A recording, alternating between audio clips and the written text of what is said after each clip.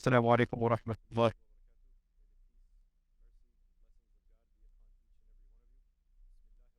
الرحيم الحمد لله رب العالمين ثم الصلاة والسلام على رسول الكريم وعلى آله وصحبه المصطفى ورضوان الله عليه. So, welcome everybody. We begin in the name of God, the merciful, the especially merciful, and we praise Him, the Lord of the worlds. We welcome you to the Faith and Football, Mercy, Forgiveness, Patience, and Prayer in Sports. This event is sponsored by the Center of Muslim Experience in the United States, and it is co-sponsored by the School of Historical, Philosophical, and Religious Studies and the Center for the Study of Religion and Conflict.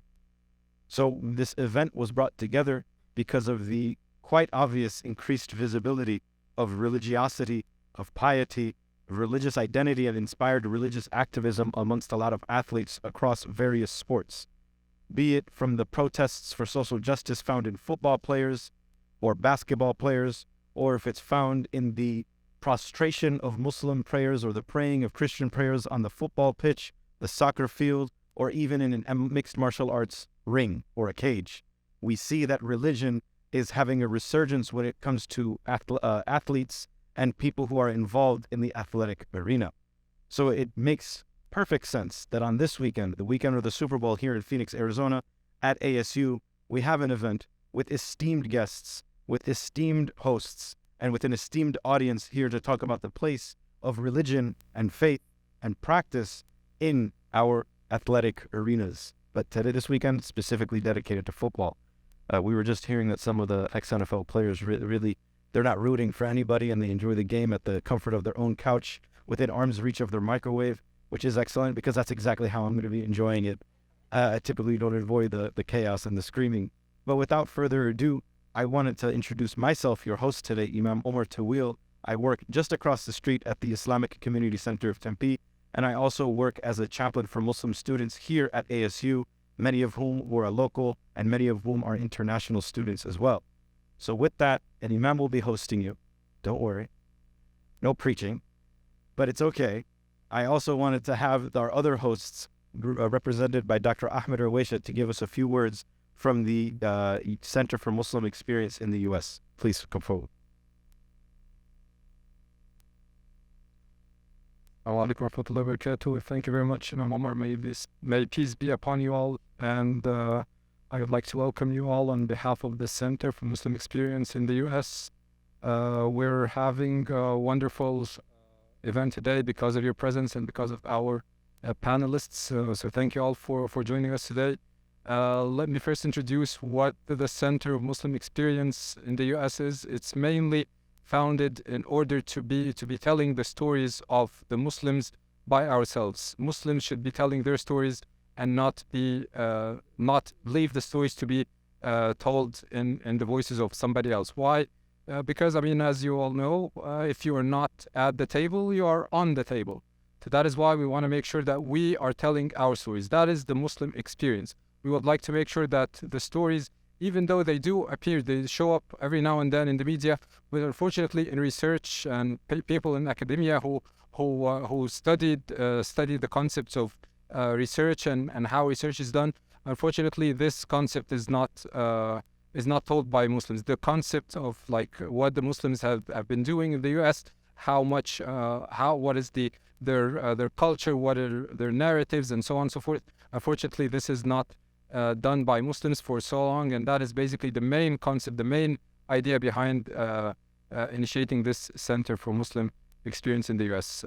Chad and Yasmin, Professors Chad and Yasmin were not able to make it today. They're out of the country because of some research project. They are on the other side of the globe, so probably it's now, I don't know if they can hear me or not, but probably right now it's like in the morning their time. So that's why they are not able to make it. Professor Jad and Yasmin are the founders of the Center for Muslim Experience in the U.S., and they are one of the core faculty. They are basically the co-directors of the Center for Muslim Experience. And we have a number of faculty. We have, mashallah, around like 10 faculty, including Professor Yasmin and Professor Chad, including myself, Professor Hassan, Han, and I don't know, I really want to forget the name, Saeed, Fabina, and so on. So we have a bunch of professors, alhamdulillah, what is our goal and how can you participate? Well, you can participate by sending the word out. If there are students here at Arizona State University who would like to do some research, whether they're undergraduate or postgraduate, they want to do some research and collecting some data, finding out what the Muslims are, telling their stories, documenting those stories. Unfortunately, documenting is not done very well for the Muslim community. That is why we would like to make sure to document this. You could participate. You could let us know if you have people who are thinking about, if you have like relatives that are thinking about joining joining academia and joining the school of a school of like religion and making sure that they narrate their voices. Arizona State University is a good candidate because we have this Center for Muslim Experience in the U.S. And without any further ado, special thanks to the Muslim Student Association co-sponsoring this event as well. So they're always here to help.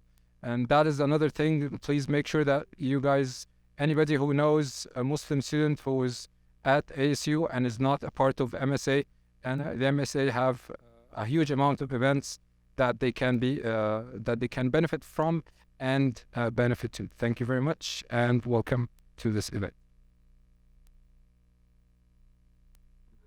Thank you very much. Dr. Yasmin and Dr. Chad are always traveling. Every time I see them a few times a year, I'm like, oh, so I'll see you next week. They're like, actually, we're going to be halfway around the world for the next 6 months. And then I'm like, I'll see you in 6 months. I see them for 1 week. Actually, I'm going to be somewhere else studying some research project. MashaAllah, may God reward them and may their academic careers only excel forward from here on out. We also wanted to welcome Caroline Forbes, and the Assistant Director for the Center of the Study of Religion and Conflict, to share a few words as our co-sponsor.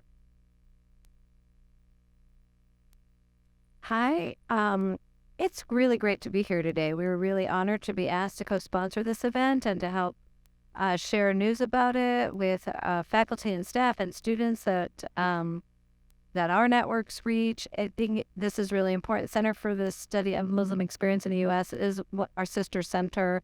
We have worked with Chad and Yasmin for many, many years. Yasmin actually holds the Hart Nikachos Chair in Peace Studies at the Center for the Study of Religion and Conflict. And that's kind of where I wanted to say just a few words. This issue of kind of religion and sports and what does it all mean, and why do we even talk about religion and sports in relation to each other? And I was thinking about this as I was driving over here. There's kind of three kind of reasons we think about. One way is sports themselves can be sort of like a religion for some people. They can produce that same sense of fervor, that same sense of dedication. They can sort of organize their lives around it. It gives meaning and purpose to people. And there's a lot of scholarship actually that studies religion and sports, the relationship of religion and sports that way. And Terry Shoemaker, who's going to be the moderator for our panel today, has actually edited quite a few. He's edited a book on this subject and has written several articles about this. And I'm sure it's a little deeper and richer than what I've displayed. But that's actually an interesting way to think about the relationship of religion and sports. What can sports teach us about religious life and religious meaning, and what does studying religion teach us about sports? The other thing that I was thinking about sports and religion today, but it was really more thinking about this question of peace, and then later we'll talk a little bit about justice. But one of the things sports really teaches us, right, is how to actually be in a conflict that has rules around it. And then when that conflict is over, we shake hands and we can go on in our life. So it's a really interesting approach to, it can teach us a lot about how to be a human being in the world, how to relate to other people, and when we're having a contestation, how to resolve it in a peaceful way. I know a lot of people compare football, especially to war, but maybe we can think about football in another way, which is what I'm hoping to learn more about here today, because some people really view it as a martial activity. And yet it's a martial activity with a kind of sense of purpose. In all cultures that we can look at have some kind of sporting activity. Some of them are, really physical activities. And yet there seems to be something about human beings that seems to need to be able to do this and have some release. And that might be another way in which we can think about, even religious quests can be have these dimensions to them. And then the last thing I wanted to say to think about religion and sports was how sports is an interesting place to actually think about peace and justice. And some of the most powerful social movements over the last 50 years have actually been animated by sports. And one of the biggest ones was actually the boycott of South Africa during the apartheid era, and the role that the international sporting community played in helping to bring about change in South Africa. I mean, it was a powerful boycott. It was a powerful message. It was a powerful symbol. It doesn't always work, but it was, I think that played, the international sporting community played a really critical role in bringing about justice. And again, where do our ideas about justice frequently come from? We do have secular concepts of justice, but most of those are really rooted in religious visions. And that the global community could come together that way, I think, was another really powerful way to think about this relationship of religion and sports and mercy and forgiveness and some of the things we're going to be talking about today. So at any rate, we're really honored to be asked to co-sponsor this event and to be part of this ASU community and beyond in the Muslim Student Association. It's really great to be here with you too. So with that, I'll say thank you.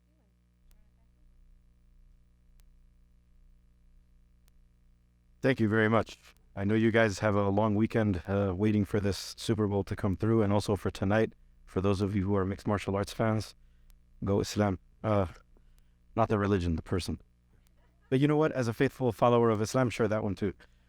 I want to introduce our panelists, beginning with our moderator, the esteemed Dr. Terry Shoemaker, who holds his Ph.D. in religious studies from Arizona State University and is currently an assistant teaching professor at ASU. In his research, he studies sports in the United States through the lens of religious studies, theories, and methods. His first book, The Prophetic Dimensions of Sport, published in 2018, examined athletic activism as contemporary prophetic activity.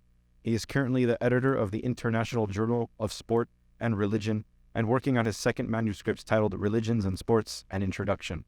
This is especially important for many Muslims because we know that the Prophet Muhammad, peace and blessings be upon him, was actually an avid wrestler. And there's a very famous prophetic tradition where he actually encourages adults to teach their children horseback riding, swimming, and archery. And that can be translated very easily into a modern context of get up off your couch. We also have one of our esteemed athletes that are here sitting with us, Matt Jesse Ware. In Loyola High School, he was noted as the CIF Player of the Year in California. He was also a First Team USA Today and Parade All-American, esteemed title winner. He played at the UCLA, where he started every game as a freshman and was a freshman All-American with 5 interceptions. Pretty difficult. When you play backyard football, interceptions are hard enough. Seattle Mariners, Ware was drafted by the Seattle Mariners in his first beginning of his athletic career with the Major League of Baseball. He was drafted in 2001.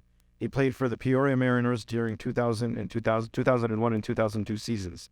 He was then later picked up by the Philadelphia Eagles. He was drafted by them in the 2004 NFL Draft. He played in the Super Bowl, recording 5 tackles and a pass breakup. In 2005, he recorded a game-winning touchdown against the San Diego Chargers. And in 2010, he received the Ed Block from the Arizona Cardinals and NFL for overcoming diabetes while playing, when he recovered the ball after a blocked Chargers field goal and carried it to the end zone. He also played for the Arizona Cardinals in 2006, where again, he made it to the Super Bowl versus the Pittsburgh Steelers and was a key contributor in special teams and defense. And finally, he spent the end of his career with Toronto Argonauts? Is that how you pronounce that? What is an Argonaut? I'm not sure. He played for them. He spent 2 years there. First, he spent 2 years away from football as a personal trainer and a firefighter. Dang, where were you? Where were you a firefighter at? MashaAllah. So then he went to the CFL playing for the Toronto Argonauts. That's an esteemed career. Man, you have a lot of stories to tell, don't you? We're here to listen. We're here to listen. And last but not least, we have my dear brother, Hamza Abdullah, who enjoyed a 7-year NFL career while playing for the Arizona Cardinals and the Denver Broncos. He's been featured in the New York Times, Washington Post, and ESPN for observing, famously, him and his brother, the month of Ramadan while playing in the NFL. In the month of Ramadan, Muslims don't eat, don't drink during all the hours of sunrise. The sun is up, no Gatorade, no ice cold water, none of that stuff. No amazing nachos after the game either, unless it's sunset. Then they can get those delicious nachos that they're selling out there. He has also appeared on CNN and NBC. In 2011, he was invited to the White House for an iftar dinner hosted by President Barack Obama, and he played in the NFL game the following day. Again, a really hard task. You know, you got a lot of Muslims who are just trying to keep their muscle mass in Ramadan, but this guy was playing in the NFL. Hamza graduated from the Washington State University as a captain on the football team that became the winningest class in school history. Since transitioning out of the league, Hamza embarked on a professional public speaking career, sharing his story and his practical tools at various events, including the reviving of the Islamic Spirit Conference hosted in Toronto, Canada. He also shared his message at various colleges, including University of North Carolina, Yale, Columbia, Northwestern, Syracuse, and Purdue, and Michigan State. But something that isn't mentioned in his bio is that he oftentimes finds himself in mosques trying to inspire young Muslim youth to aspire to become athletes who keep their integrity of their faith and their character that is inspired by their Prophet Muhammad, peace and blessings be upon him. Without further ado, I want to welcome the floor to Dr. Terry to be our moderator for this evening and to kick off this conversation. Thank you very much. Thank you so much, Imam Omar, and the Center for Muslim Experience in the United States, and two guests today, Matt and Hamza, and others involved in planning and sponsoring this. I know you're not here to hear me, and so but I was asked to just say a couple of words, and so I promise you I'm going to be very, very quick, and I'm going to try to be really interesting. All right? So I'm going to try. All right? So we come together to discuss faith and football, or we come together to discuss faith in football, right? It's one of the ways I try to think about it. These religious expressions on a football field that we have. On the eve of the Super Bowl, the most watched sporting event in the United States. For American football fans, seeing a player pray or acknowledge a deity for their skills or the win is fairly common. It actually may be the norm, kind of an expectation after the game that someone would thank God for the victory and their abilities. But in the earliest days of football, faith was actually almost always seen as opposed to playing football. This is really, really interesting history. In the earliest days of the creation of the sport of football, and I'm not talking soccer here, right? I'm talking American football. Religious people, primarily Christians, were appalled by the violent nature of the game of football. The first years, primarily played in what we now call Ivy League colleges, witnessed what would be called, we'd literally just call two teams fighting, trying to push a ball down a field. It mimicked war. It was a battle. It kind of echoed the U.S. expansion westward. You won when you literally set up shop in the other team's territory and said, "This is mine now." The game was referred to as mob ball or mob football. And for good reason. In 1904, there were 18 players who died playing football. At least 159 injuries. 1905, it increased to 19 deaths. Southerners, who are, if you know Southerners, Alabama, Georgia, Auburn, right, who are just these avid football fans, a lot of Southerners Christian Southerners despised football. 1892, one pastor lamented that football was a foolish and useless sport and was more properly called a fight. 1897, the Alabama Christian Advocate condemned football for its propensity to, quote, convert a crowd of students inflamed with liquor and excited by loyalty to their institution into a howling mob of toughs, gamblers, and drunkards, end quote. And it wasn't that these Christians were opposed to exercise. One reverend argued, you don't have to play football. All you need to do is go cut your mother's yard or drive your father's plow. Football was associated with gambling, swearing, and other types of debauchery early on. However, not everyone agreed with this. Teddy Roosevelt in 1903 said, "I believe in rough games and in rough, manly sports. I do not feel any particular sympathy for the person who gets battered about a good deal so long as it's not fatal." That was Teddy Roosevelt in 1903. In 1905, Teddy Roosevelt's son was playing in one of those Ivy League football teams, and he had a little different paternal twist on it. He gathered together all of the presidents of the colleges and says, we've got to fix this game. This later becomes the NCAA. They start regulating the game. They include a forward pass, which is awesome because we all like to see those one-headed catches now. They created a neutral zone and improved protection. At the same time, people are starting to think differently about football and what football can do. The U.S. is industrializing. People aren't on the farm anymore, and so they need an outlet to express their masculinity, for energy, et cetera, et cetera. And by 1972, according to Gallup, football is the most popular sport in the United States. And faith is seemingly everywhere in football. Many know about Tim Tebow, but before there was Tebowing, defensive lineman Reggie White was known as the Minister of Defense because he was a powerful defensive tackle, but also an ordained minister. And Steve Young, a devout member of the Church of Latter-day Saints, super famous quarterback. And now there's a whole host of players, Jewish, Muslim, and Christian primarily, who are very outspoken about their faith. So today when players like Damar Hamlin suffer injuries on the field, it is common to see numerous players gather around, take a knee, and say a prayer for their fallen teammate or opponent. Now, this isn't perfect, right? There's some episodes, Abdullah,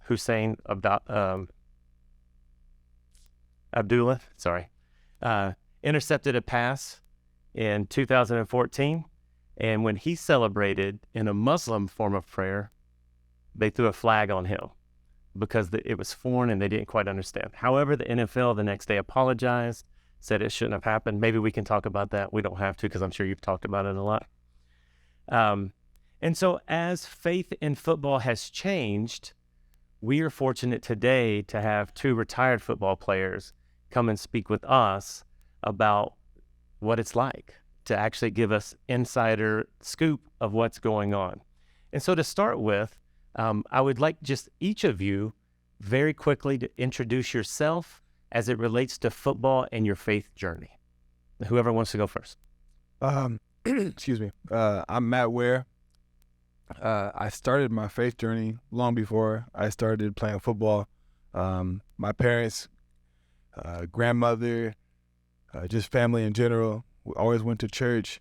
From the time I can remember, sitting in those long sermons, for three hours, stomach grumbling. And then I really developed a foundation in my religion, and then went to sports. And when I started playing sports, we started going to church a little less often because we, were traveling, had a lot of stuff going on in our family, and it kind of led me into college, where I kind of went on my own little path, and I saw myself kind of diverting a little bit, and even in my first couple of years in the league, and I really found myself struggling and going into like dark places. But when I was at my darkest, I had a foundation that was set from when I was younger, that I had to lean on, and I just praying to God that this is your will be done. I don't know where I'm going right now. I just got cut by the team that I got drafted by, and I don't know what's coming next. And that was a very unsettling feeling, but having that foundation allowed me to get back to where I started. And then I came to Arizona in 2007 and got baptized again with Antoine Bolden and a bunch of other guys, and that's pretty much led me to where I'm at right now. And my name is Hamza Abdullah. I'm Muslim. My faith journey started, I would say, when I came out the womb. I was a twin, and my mother I had a twin sister, and my twin sister, she had to stay at the hospital. And so it was just me and my mom at home.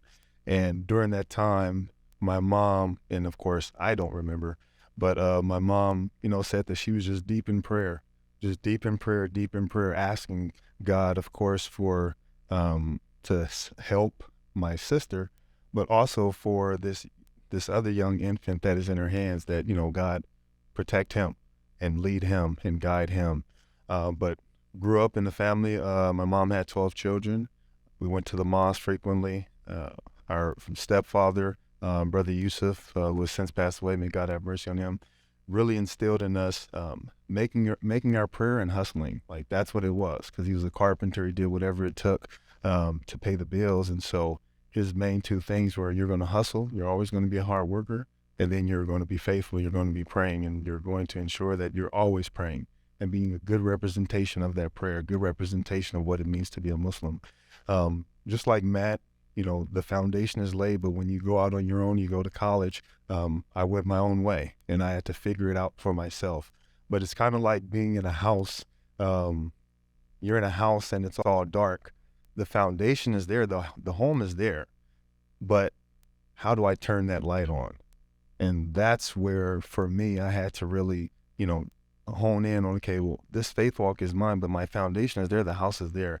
But now how can I turn that light on? How can I see? How can I be guided? And that's really where I'm at now, is trying to continue to not only turn that light on, but keep that light on. And then as that light is on, being able to show our family and our children, this is the way that we walk through life with faith. Wonderful. And to get to your NFL experience, one of the slides up here, I think, is a numerical demographics of, it's a handful of Muslim players currently in the NFL, more Christian players who identify as Christian in the NFL. Specific to you, Hamza, does being a Muslim in the NFL set you apart, and then for both of you, just being religious and outspoken religious in the NFL, does that set you apart from other players?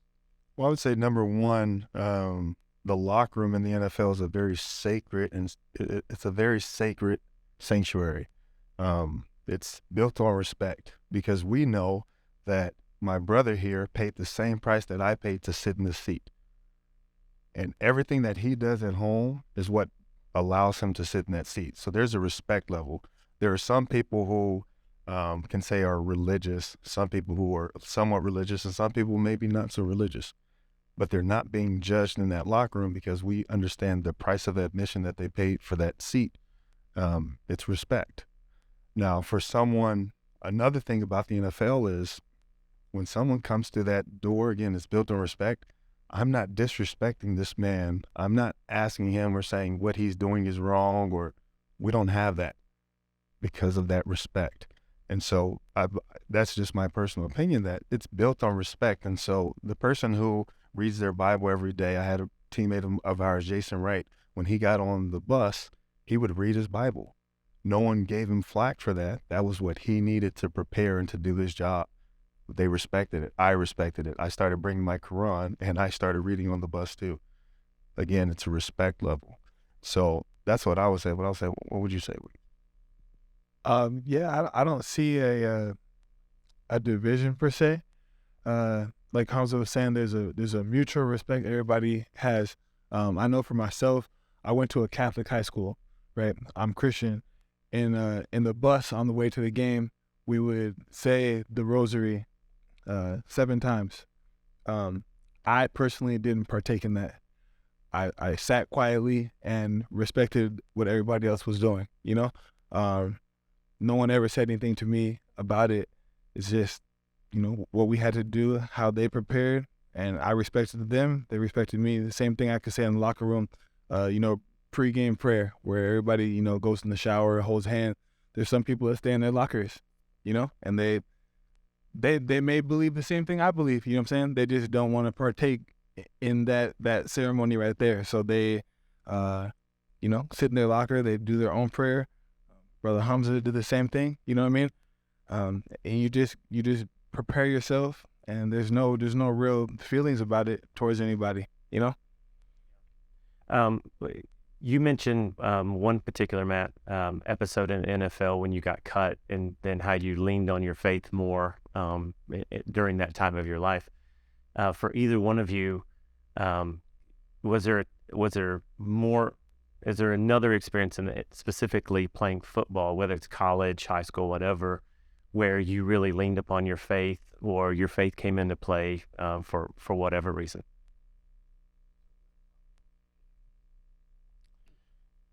For me, I would say after my freshman year in college, I was actually down here, I think it was like November 11th, 2001. I tore my ACL.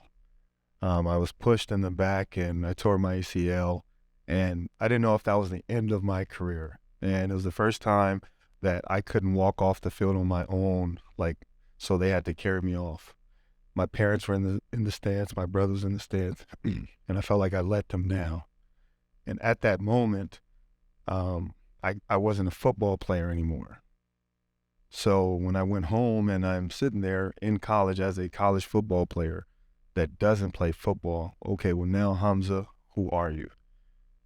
And that was the first instance of, I better understand and I better find out who I am without the game of football.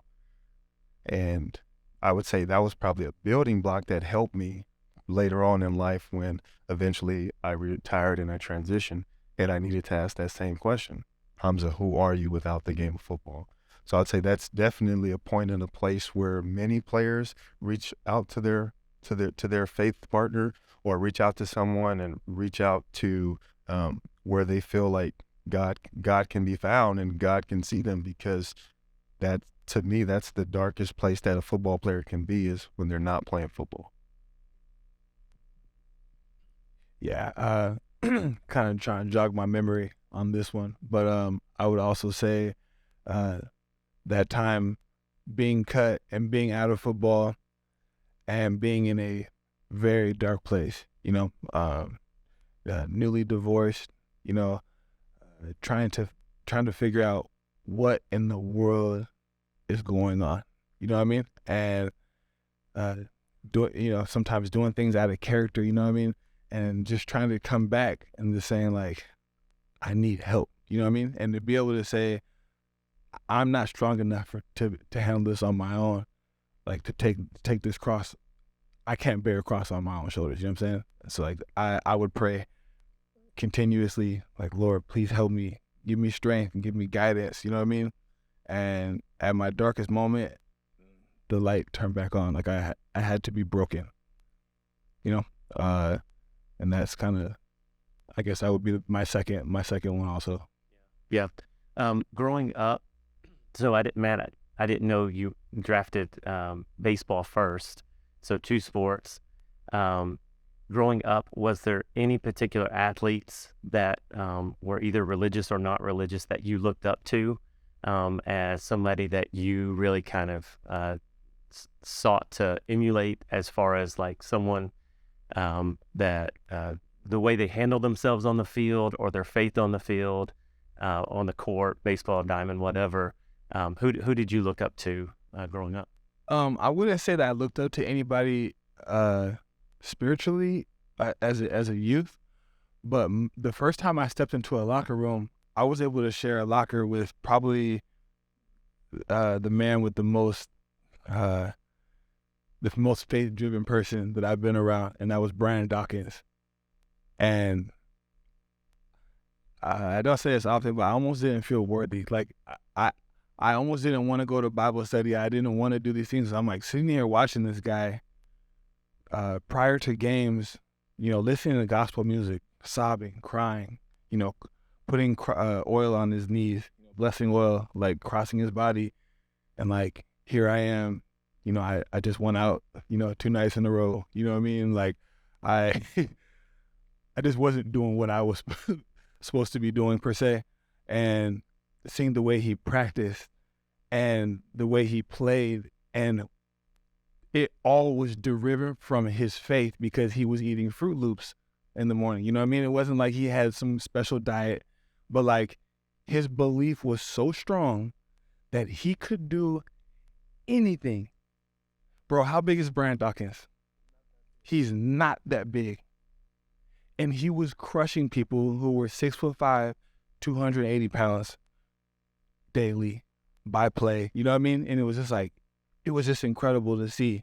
And then to see his, he never cursed, but like the way he got his message across will make you run through a wall for him. You know what I mean? And I was like, how is he doing this?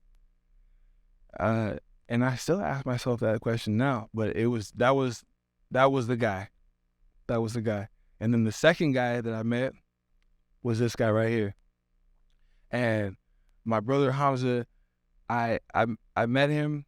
We had gone out. Then we ended up being on the same team together, being locker mates. And to see him daily want for others what he wants for himself, to continually put himself or put others ahead of himself. You know what I mean? I've only really looked up to two men in my life: my dad and this guy, Hamza, because he's consistent, and yes, we're all flawed, but like he's consistent in his message. He's consistent in the way that he carries himself, and it's something that I myself would like to be like.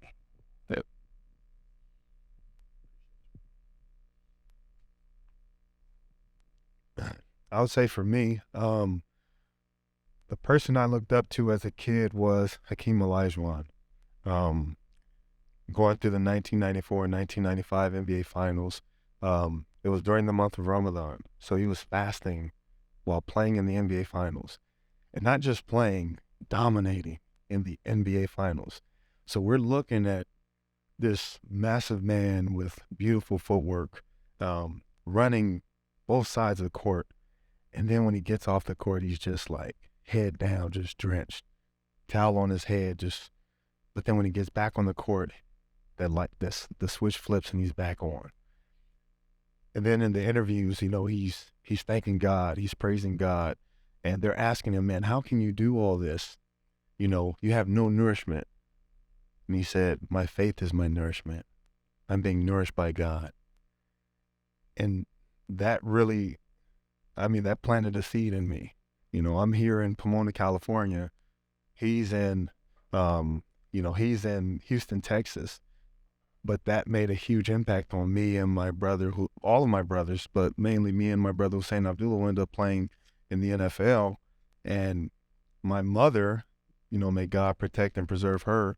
She's like, if he can do it, you guys can do it. And so all of us, starting at the age of 7, by that time I was already almost a teenager, but my mother started us fasting at 7 years old. And when sports came, sports just came. She didn't say you can choose either to fast or you're going to fast and you go to play sports because you're Muslim. This is what you do. It's one of the 5 pillars of Islam. And so she taught us that as a 7-year-old, just going all the way up, and to where in college, I was fasting while playing football. It was no big deal to me and Hussein. We just did it. When we got to the NFL, it was no big deal. This is what we've always done. But then someone caught wind of it and said, hey, these guys are not eating or drinking while they're playing football. Then media relations guy comes over, he says, hey, is this true? I'm like, yeah. All of a sudden, ESPN, New York Times, all these people come in and they're fascinated. But for us, it was just a part of our walk, it's a part of our daily life. But yeah. It's interesting that you bring up Hakeem Olajuwon. I'm not sure. So I know exactly what you're referencing. So as a high school basketball player in the 90s, watching the finals, there was so much airtime given to Hakeem the Dream for fasting, right? I think they even at one point, he played one game and at halftime the sun had set. So the cameras followed him into the locker room and watched him eat like little crackers or something, right? And I remember being a high school basketball player in Kentucky and literally being introduced to Ramadan and Islam and fasting at that moment. And so I don't know that Olajuwon knows what he did for it, like just knowledge in Islam in the United States. So thanks for bringing him back into my mind. Yeah. So that first training camp that I did with Hamza when you were doing Ramadan, I remember Hamza losing 15 pounds of water. We're at 7,000 feet elevation and it's 85 degrees. That's hot up there. Losing 15 pounds of fluid and then not being able to put that back in your body and having another practice. And then doing that day after day after day and then having to stay up late to be able to nourish yourself and then wake up in the morning, to be able to do prayer. And it's like, I was struggling. I was getting plenty of sleep, You know what I mean? And I was getting my fluids and fluid, you know what I mean? And I was like, how is he hanging on right now? You know? But like, his faith was so strong, you know, and his drive was so strong. And that was like by far the most incredible thing I've ever seen. Let's have that out there. Speaking, not that fasting is an interference with you playing sports, right? It does disrupt things. Can either one of you think of any other way that maybe your faith has? You mentioned you didn't go to church as much because you were football and baseball, whatever.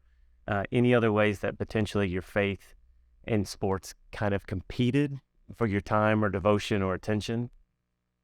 Yeah, I would say when I first got into the league, I was so focused on my playbook. I was so focused on Sunday. I was so focused on the new friends and interactions, you know, and just trying to keep my job. I would pray, but it kind of just went to the back burner. You know what I mean? It was like kind of on a as needed basis, which that is not that's not how the relationship works. You know what I mean? You don't go to your parents only time when you need something. You know what I'm saying? It's an open relationship. It's talking. You know, and I just drifted, and then I felt unworthy. Until I was cut, and I asked to please come back into my life. You know what I'm saying? And to help me out. I had no strength left. So I would say, yeah, that beginning part of my sports journey, I that's why I stepped away primarily. Yeah. But I would say that's got to be difficult though, like to be a Christian. I always went to church every Sunday morning. But then when I get to the NFL, I literally can't. Like, I always thought about that as a Muslim. I'm like, my brothers, like, they cannot go to church. We're practicing on Christmas Day. I'm like, what comes first?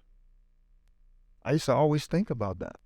Like, for me, Friday afternoons, like, we would usually have a walkthrough practice on Friday, or a light practice on Fridays. And we're usually done by about 12, and then sometimes they have meetings after.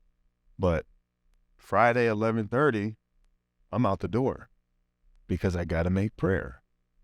And I couldn't imagine not being able to have that. And sometimes, you're flying from, across the coast or something like that, and you have to leave one Friday.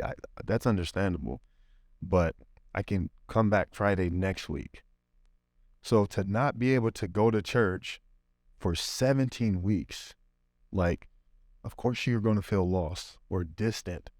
Like, I always thought about that. I just, that's the plug. That's the outlet. That's where I get my connection. So not being able to talk to your pastor or your preacher for 17 weeks. And I know they, at the hotels, Sunday mornings, they bring like a pastor sometimes. But to me, that's not the same. Like, the church, the mosque, the temple, that's a communal event. Like, I get to see my brothers. I get to say, what's up? I get that feeling of life, like when I see someone and I'm happy to see them, like they're happy to see me, but I'm happy to see them. We've been seeing each other, like, for the last few months, like all we see is our teammates. So to be able to see someone else from your faith and be able to say, Assalamu alaikum, how you doing, brother? Like, that's different. Like, I couldn't imagine not being able to have that.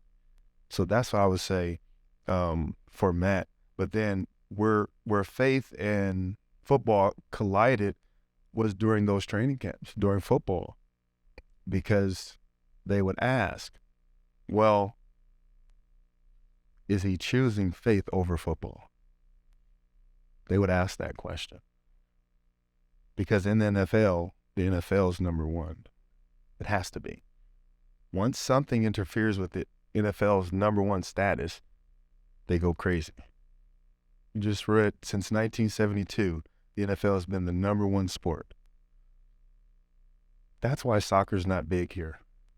That's why baseball's not big here. The NFL doesn't want it to be big. It's not by coincidence. More kids play soccer than any other sport. Why is it not that big? because the NFL is number one and it has to be number one. And so when they looked at me, they thought, hey, he's choosing something over the NFL. And it's like, no, I'm just Muslim. Just like with my Christian brother, he's just Christian. Like, this is what allows us to sit in this seat. Because for them, it's bang or bust. Like, you have to be all in or all out. And for no, this is a package deal. I gotta have my faith. He has to have his faith. We have to have our family. Like, we're not choosing. But if you make us choose, you know which one we're going to choose. That was always one of the first questions they asked. I remember being at the combine and they say, give me the top 3 things in your life. I'm sure they'll let family go by, but if football isn't number 2, you probably just drop down that board, that list. If football comes 3rd or 4th or something like that, yeah, it's not for you. To them. A few years. It was a few years ago, somebody went viral at the combine saying, man, football is not everything. He wasn't drafted in the first round. This is serious stuff. Like, you can feel that, you just can't say it. This is the NFL, and I understand it completely. Like, from the NFL's point of view, the NFL, the reason why they don't mind anyone praying because it's a bottom line business. As long as we're number one, you can do whatever you want. We're making money. You do whatever you want. Hey, man, we should get this for the players because they're going to ask, does it make us money? Like, if they had enough NFL players, like let's say for the Cardinals, there were 10 Muslim NFL players, and they requested, hey, can we have a room just dedicated for the Cardinals to pray? They'll ask, does it make us money? If that makes us money, we'll do it. It's business. I don't take that personal. I just think of it as a business decision. And so when we're referencing the NFL, we have to understand we're not negotiating with people. You're negotiating with a business. And so remind me, did you take a season off to do the Hajj? So I thought I was taking a season off, but that was the end of my career. And so was it because you put your faith over football? Do you think that's what, but you weren't re-signed? I mean, I'll say what was supposed to happen happened. My brother Hussein, we both took the 2012 season, and so I'll just back up a little bit because you introduced that, so I'll let those know who didn't know. At the end of the 2011 season, I had just finished up my 7th year, my 3rd year here with the Arizona Cardinals, and I was doing pretty well on special teams, played every game, and I was looking to get a contract extension, which is, we're always looking for that contract extension. But in the offseason, my brother, he was playing for the Minnesota Vikings. He had just finished his 4th year, but he got injured. He got a concussion, so he spent the back half of the year, 2011 season, on injured reserve. All he was doing was reading, researching, getting closer to God. And after the season, he said, Hamza, we need to go to Mecca. We had never been there before. We hadn't traveled. We hadn't went to Hajj or Umrah, which is the lesser Hajj, the lesser pilgrimage. And I said, man, when do you want to go? He said, March. And it's like, well, March is free agency. And again, I'm looking to get my payday that I've been working for. He's like, man, come on, like we got to do this. Again, this is our faith. And so I said, okay, let's do it. So we went to Mecca, and I didn't get the calls that I probably would have gotten. We came back, I'm like, okay. I'm not going to say it's because I was out of the country, but I'm here now. Okay, what are the teams saying? Oh, Hamza, the Cardinals want to bring you back. This team is talking to you, X, Y, Z. So I'm like, okay, getting some traction. So I wasn't getting signed, but there were meetings. Okay, Hamza, you're one of the guys that's going to get signed. Talking to Hussein said, hey, man, we should go for Hajj. And I'm like, well, Hajj is in October. there's no way, there's no team in the NFL that's going to sign you and let you go on a 2-week vacation during the season. It's not going to happen. So I'm like, you know what that means? Like, we would have to sit out the season. Prayed about it. We ended up saying, okay. And we went to Hajj 2012. That was a life-changing moment for me. Like, I understood what Islam was about. Like, all these things and dreams that we had. And the Kaaba, which is the holy mosque in Mecca, believed to be the first house of worship built in the world. A building that you could feel the energy. It feels alive when you go there. It literally feels like it is living.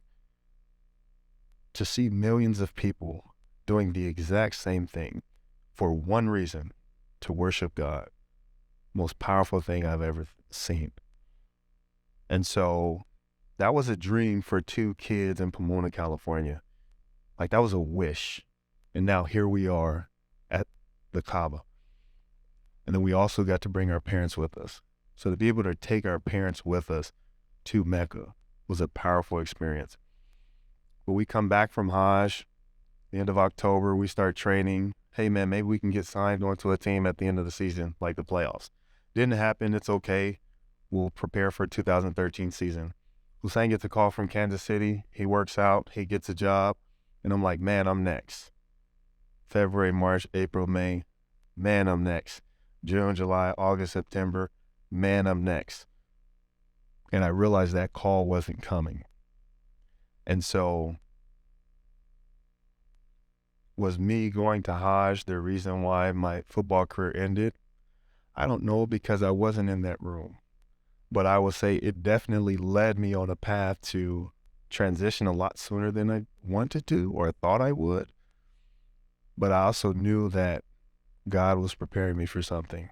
And I knew it was going to be the hardest thing I ever did in my life. And that's what it was. It was a hard grind to get from where I was to being sitting with my guy right here, like now.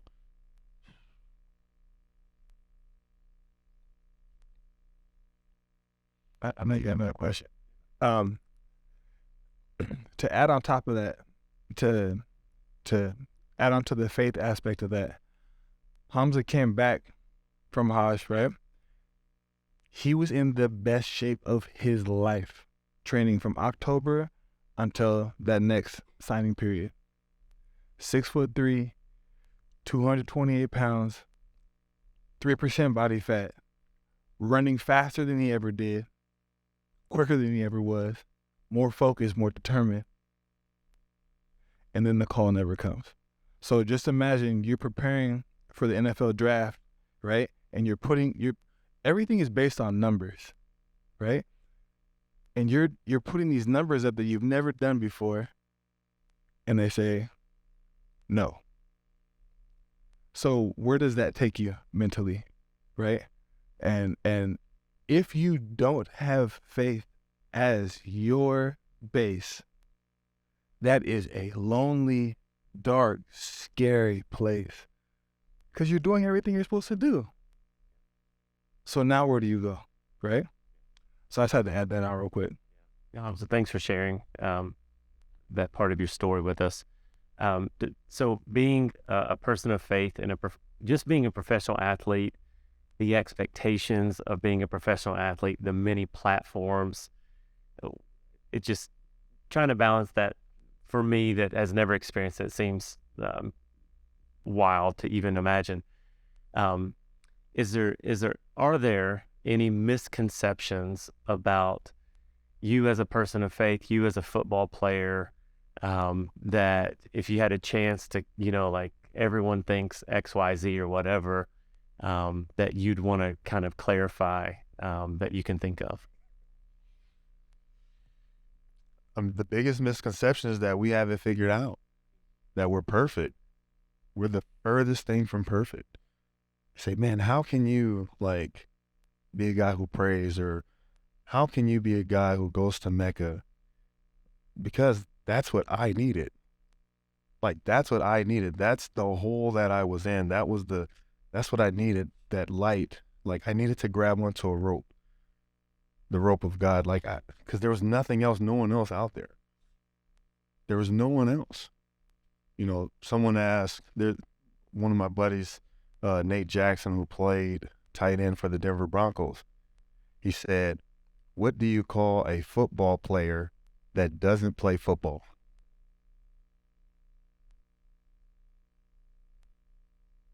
You don't. You don't. The NFL will not call you. You don't. No one is thinking about a guy who's hurt. Like, we haven't even really talked about Kyler Murray. He tore his ACL. Is anyone checking up on him to see how he's doing? See where his mental space is? Oh, but he has a whole bunch of money, so he should be okay. No. Or that guy is a Christian, he should be okay. Like when Tim Tebow, when he got released, you know, they're talking about on the, oh man, he, you know, and again, or I'll say this. Now, I won't say that Tim Tebow was the best at throwing the football. But when he tucked that ball, he was an animal, probably one of the best to do it. And as a leader of men, as a guy you want right next to you, yeah, his quarterback mechanics, I'm not a quarterback. But the way that he galvanized the team, but when he was released, did anyone call him and check on him, say, "Hey, Tim, how you doing?" I don't know. But I think that's the biggest misconception of someone who has a faith or, you know, is saying, "Hey, you know, I'm Christian or I'm Jewish or I'm Muslim," is thinking they have it figured out or thinking that they're perfect. No, they're not.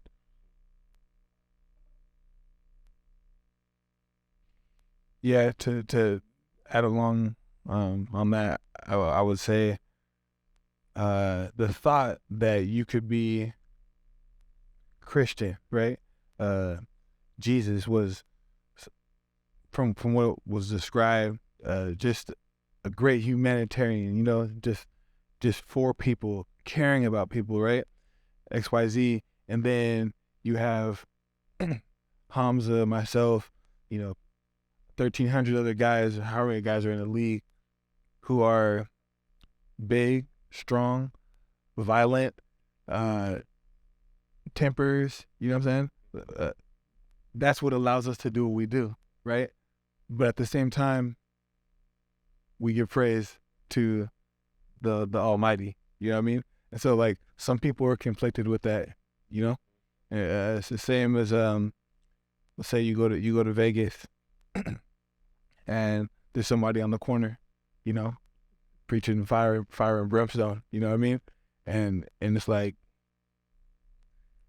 they believe also, you know what I'm saying? They're giving it off a different way. There's so many different avenues, you know? So, yeah. Yeah. Has just follow up on that. Has anybody within your faith tradition ever asked you, you know, how can you be Christian and this follower of Jesus and then you're hitting people so hard on Sunday? Or how can you be a Muslim, a religion of peace, and do what you do? I mean, has that ever, one, has anybody ever had the courage to ask you? And then two, you know, has that conversation ever even come up at all? I not the courage to ask, but then when they do find out, like, oh man, you're such a nice guy off the field, you know what I mean? Like, and then you turn on this switch, you know what I mean? So yes, I you know, all the way from high school on up, that has been brought up for me. Brian Dawkins was just on the Pivot podcast with Ryan Clark, Fred Taylor, and Channing Crowder, and they asked him about that. Like, how are you this man of God, but you are literally the most violent individual on that field? And he said he took it from the great Reggie White, who has passed away. We got immersed in him.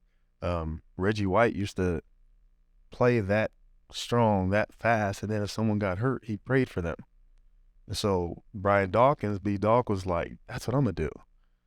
Like, when I hurt someone, because he was going to hurt someone, I'm just going to pray for him. Yeah. So I have 4 or 5 more questions, but we're at 5 o'clock.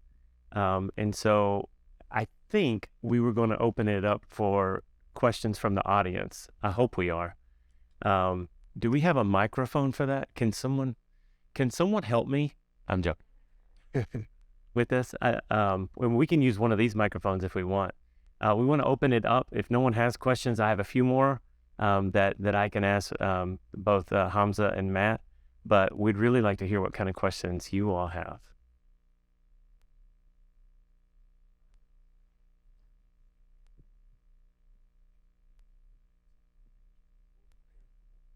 So, yeah, thanks a lot for the discussion. I think actually all of my questions were answered already, but I have a question for both Matt and Hamza, which is probably since you are already here and since you're already talking about your faith comfortably, for a lack of better word, then you already have this comfort from like not too soon.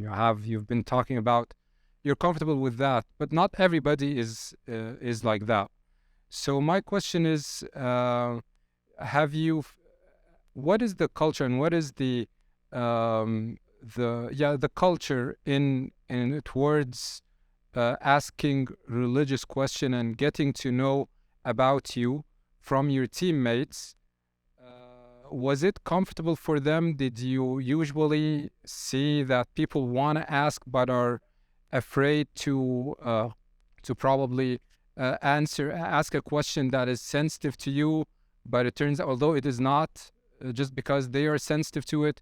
Or was the culture in the team was pretty much that anybody can ask any question? And I understand that there has been, you have been asked these questions, but I think my question is, how often do you receive questions about your faith?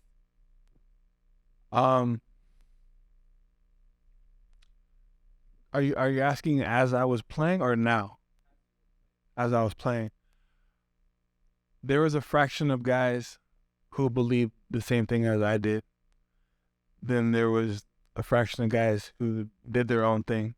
I think, if I can speak for both of us, Hamza and myself we were locker room guys, is what they call it. We were kind of glue for the locker room.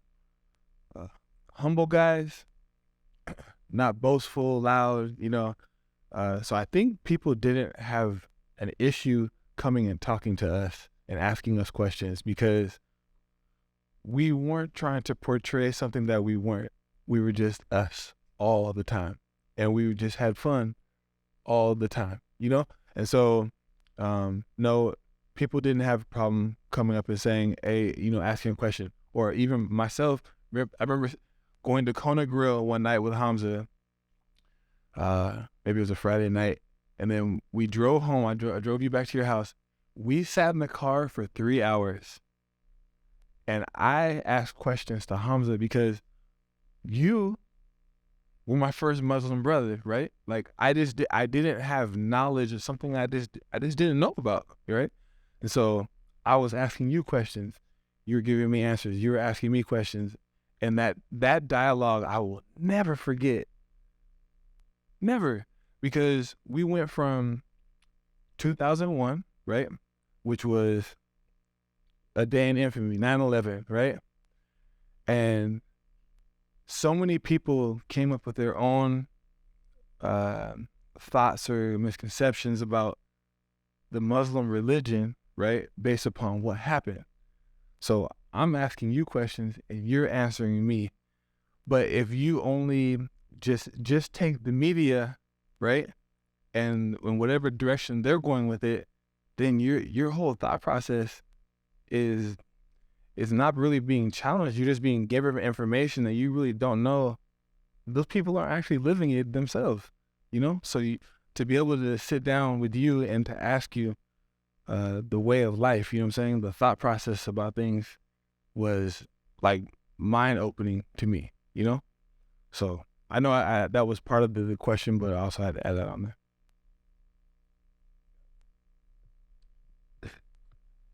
I kept Qur'ans in my locker. I kept probably like 3, and I had an open locker policy. You could ask me anything, any question. No question is a dumb question, and I've heard a lot of, but no question is dumb. You know, and the Imam, if I say anything, please correct me, but I believe there's a narration that says the cure to ignorance is asking questions. Someone told me that one time.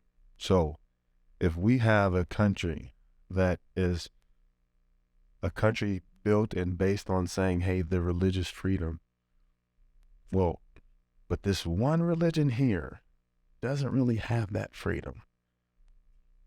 And it's purely because people are not asking the right questions. Or maybe we're not asking the right people the right questions, whatever it is.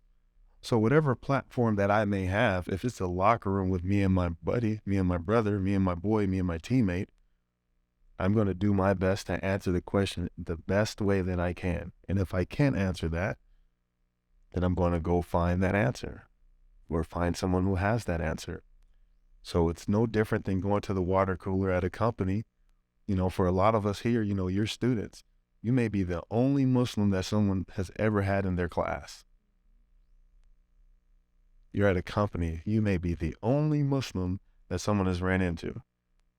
Hey, man, I noticed, you know, when they bring out the turkey sliders at lunch, you eat those. But when they bring the ham sliders, you stay away. Why do you do that? Well, it's because I'm Muslim. So being able to have that open door, open locker policy, I think that helped me. You know, I just asked that they asked me. We talked about it. And if you wanted a Quran, I just asked that you went and washed up. Hey, just wash up. Then you can have one.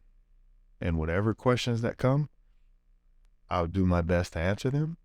And then we can go on this journey with you. Because I'm learning too. We're both learning. We're all learning.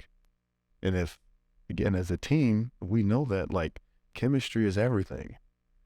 You know, these two teams that are playing in the Super Bowl, I bet their team chemistry is A+. A+, it has to be. I guarantee you their level of respect for one another, they will run through a wall for any and everyone. Regardless of their faith, regardless if they have no faith, they're still going to respect and protect that brother because they're in that room. And so that's what we had. We had that respect. We had that open door, open locker policy that you can ask us anything. So I have a question. Assalamu alaikum and peace and blessings on you guys. Thank you for being here. So I have a very specific question. It's personal because faith is a very personal journey. And I have two daughters that are athletes and they enjoy doing track and field. And Ramadan is around the corner. And so if you fast, right, you do fast. But are there things that you do specifically to train yourself? Are there actual things that you eat? Are there things that you could share as advice as to keep your sustenance up for the day?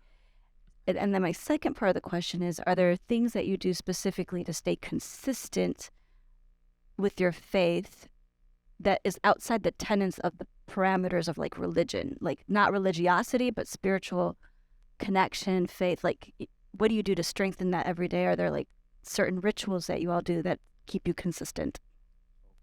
The first one, so I'm on Instagram, Pro Big Bros, and I started this page really to kind of just talk about my experiences growing up as a young athlete. And one of the recent posts I did was about athletes preparing for Ramadan. And this was 10 weeks out and starting like a 10-week process where you're gearing up for fasting and training at the same time we're playing in your games. But yeah, specific foods in the morning like dates, cucumbers, watermelon, pickle juice, Pedialyte. These are some things that I would do to hydrate myself in the morning. And then at nighttime, protein shakes, bananas, again, some of those same fruits and vegetables. But I always say, just as you said, faith is it's a personal walk. So is fasting. Fasting is very individual. And just because Hussein Abdullah or Hamza Abdullah fast, it doesn't mean that Muhammad Yassin Abdullah can fast, or Layla Abdullah can fast, or Maryam Abdullah can fast, or Akil Abdullah can fast. And so I always recommend that athletes and their parents talk and they communicate. And if the athlete says, hey, I would like to fast, well, as a parent, you can support them and say, okay, well, let's get coaches involved. And there's so many Muslim athletes now that compete at the highest level while fasting. So asking those and asking your doctor and things like that, I think, so that part of the question, I think it is individual. But if you are planning to fast, it's so important that you prepare. That's the biggest thing, is preparation. Have proper preparation. The second part, as far as what we do on a day-to-day basis to strengthen our faith, I think that's individual as well. And I'll just say something quickly, then pass it to Matt. My partner, Alexa, my spouse, she said, Hamza, why do you pray? She asked me, why do you pray? Like, I know why you pray, because it's a pillar of Islam, but why do you pray? She said, when you start praying, when you say Allahu Akbar, God is the greatest, why do you do that? She said, I feel it's because you're saying everything behind you, like God's greater than that. And then when you go into the prayer, you're saying God is greater than whatever may come to my mind. But Hamza, so why do you pray? And I was stumped because no one had ever asked me that. So I thought about it. And I said, I pray because those are the 5 anchors, like, in my day. Those are the 5 things the 5 times a day that I'm reminded of who I am. I'm reminded of why I'm here. I'm reminded that I don't own myself. Like, I don't even own my time. But in that moment, in that prayer, spending that time to be, number one, appreciative and practice gratitude on one side. And then the other side is being certain, like, I'm certain that I'm here for a reason. I'm certain that God is going to give me exactly what I need, regardless of what I'm going through. So I think that daily practice of prayer for me has turned into gratitude and certainty. And in between is like whatever's happening, like right now, our brothers and sisters being affected by the earthquake in Turkey. Like that's real. So I think in between is asking for the prayers and asking for guidance and asking for protection, and all of our brothers and sisters that are here asking for guidance. But I would say the 5 daily prayers for me is something that helps me to strengthen my faith daily. I'm part of the first part, but the second part of your question, there's a thing that I do there's an app called Calm, and after doing like a little stint in this facility, it really helped me to help with my spirituality, my peace, and breathing has a lot to do with that, and mindfulness, and knowing how, taking a second to see, where am I holding tension in my body? Why am I holding tension there? Being able to release things. That's been a big thing for me. And then also, like Brother Hamza said, just having a mindfulness of gratitude, right? And that's not gratitude that, hey, I ran 100 meters today and I PR'd. You might run 100 meters and get your butt kicked, you know what I mean? But like, you did your best. And be grateful that you were able to do your best. Be grateful that you were healthy, right? And be grateful that you have the opportunity to go out there and train and learn from what you just did to be able to go forward. I think that's big. I just wanted to ask you guys, so you guys described in your stories about your own faithfulness and coming back to it through difficulty in your lives, which is common experience, for a lot of folk. At the same time, y'all made it, very privileged, and clearly you guys are guys of faith. So do you think about what you're doing here today and otherwise as like a moral obligation you have driven by your faith to talk about, where you come from and what you stand for, what you believe? And if so, how do you think about, is that something you feel, that privilege and that obligation? And if so, how does that inform what you're doing? How would you describe that? What are you trying to do now? I think number one, as Hamza said in the beginning, you're not perfect, right? We go through our daily struggles and battles, but we are on a path to become better than we were yesterday. And I think if you have that mindset, you're setting yourself up for positivity. Can you remind me the first part of your question? Yeah, good about. Okay. Yeah. In body. Only night. I love the fact that you have this body. No, I can think about our religion and spirituality. I know we have more observation. What?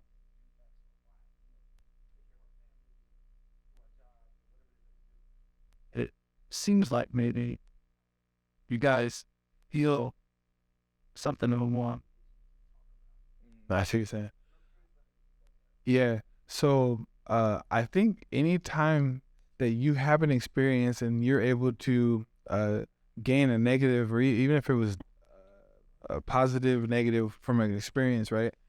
If you're not able to share that experience with somebody else, it's completely a waste. You know what I'm saying? Because that means that you're basically just living for yourself, right? Because I could be dealing with depression, right? There could be many of you living in the room with depression, but if you don't talk about it, I don't talk about it, you think you're in it by yourself. And there's power where in the Bible it says we're two come together, right? There's power. So anytime that you're able to share your experiences with other people, you're able to uplift. You know what I'm saying? Even if you're down here, like, I don't have anything left, like, man, you went through this too, and you're here now, I have a chance, right? So that's the power in that, and that's the reason why I will share any struggle that I've ever been through or any positive I've ever been through, because otherwise it's just, it's wasted.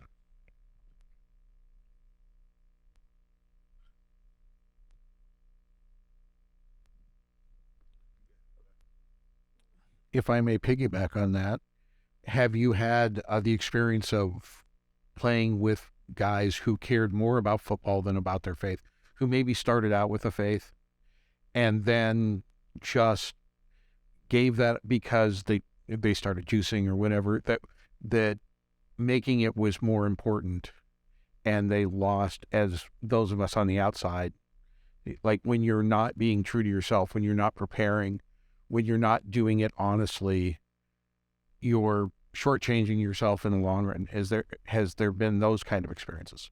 I personally, I won't speak on what somebody else is doing, because that's not on me to do. But yes, I'm sure there are people I know this is the right path, but if I do this path right here, this path is going to gain me millions of dollars in notoriety and fame and XYZ. At some point, this is going to end, and it's going to end usually poorly, right? So yeah, like for me, I kept my nose clean in terms of, I didn't want to let my family down. You know what I mean? I didn't want to be a disgrace, like, everything you got here because you cheated. You know what I mean? No. So no, I never was a multi-millionaire, you know what I mean? But I feel good about what I did, but yes, the answer is yes. There are people who've gone down that path for sure. I would say I can speak for me and him, because when you feel like you're doing things the right way and is not being rewarded, that's a very difficult position to be in. Because especially in the NFL, like Matt said, we have a short window to earn a ridiculous amount, a lifetime's worth, to have a real head start.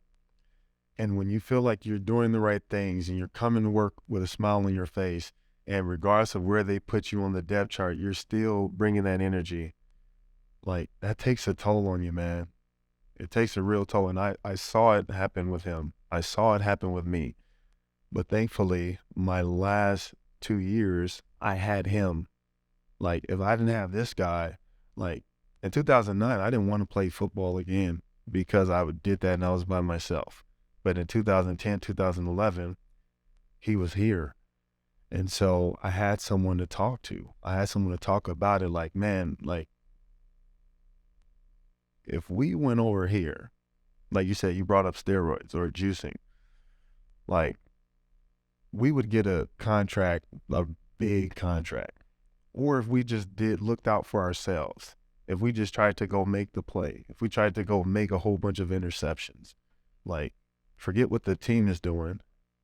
But me personally, if I go get these interceptions, I can go make a lot of money. But it just wasn't him. It just wasn't me. Like, but that's a very difficult and a lonely place to be, because you see what could happen, because we've seen other people rewarded for that. Like, man, that guy only looks out for himself. But he's the one that you guys market. He's the one you give a C to. He's not a captain. He's not leading anyone. But you gave him a C. You're selling his jersey in the shop. And you look at it like, man, what am I doing wrong? And it's like that choice that you have to make. Well, I would like to say that never knowing either of you before this, even by reputation, that you're both men of integrity, and I admire you both for your professional acumen as ball players and for your faith, because the combination has made you somebody that I look up to, and I don't look up to a lot of guys. So, thank you.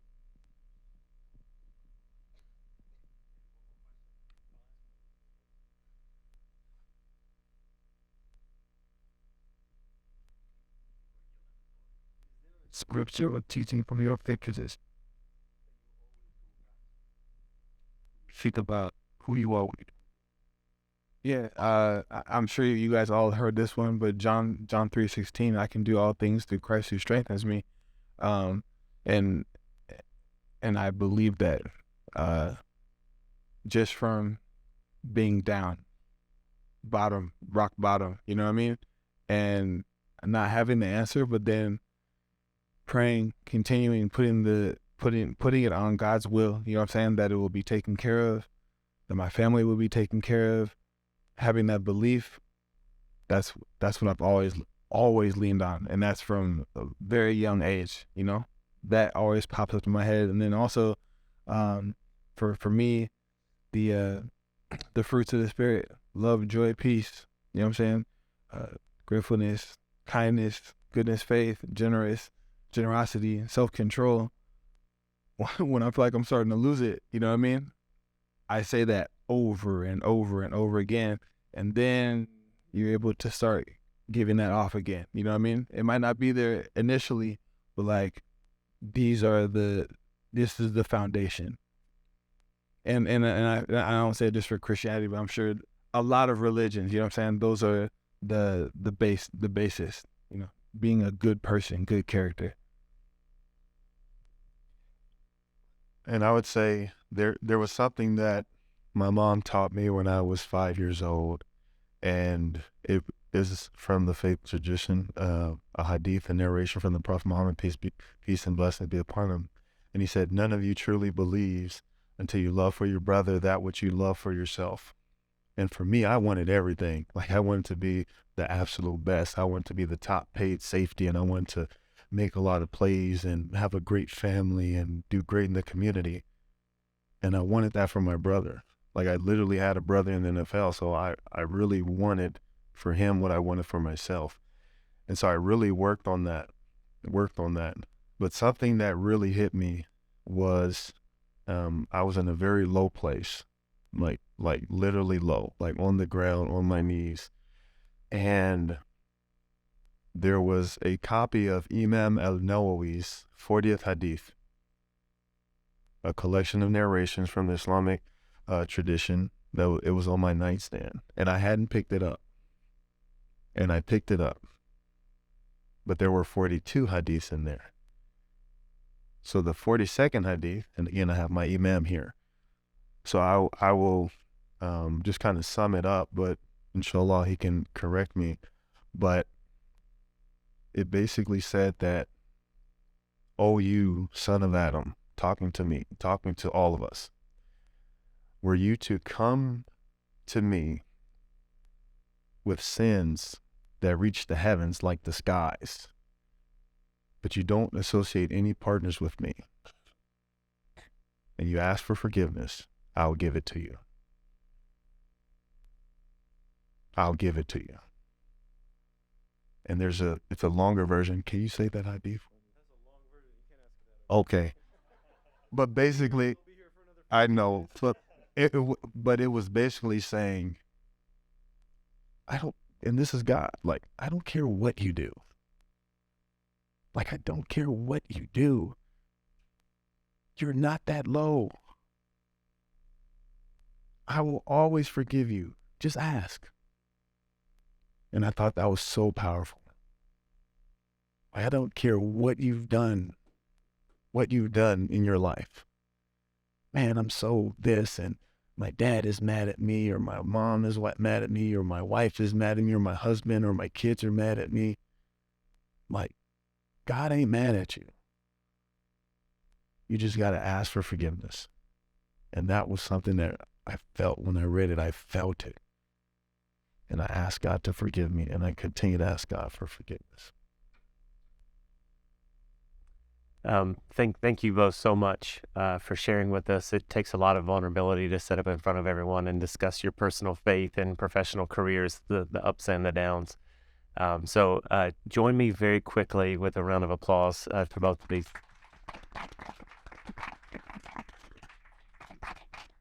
And then one more question, and then I'll turn it over. Very, very quickly. Not who are you supporting, but who do you think is going to win the Super Bowl tomorrow? Go. Fly, Eagles, fly. A great game. That was disappointing. No.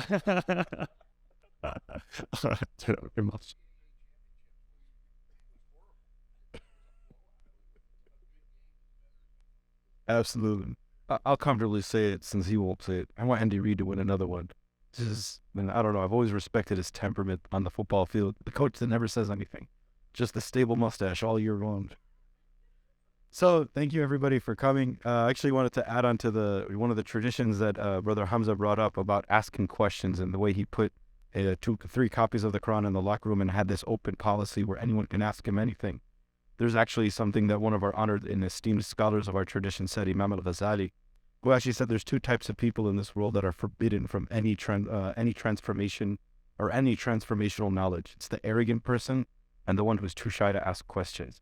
So we're all here asking these 2 brothers to all the questions that we could think of about what their career was like and how they found God in the center of it and how they came out of it the other end while keeping their integrity.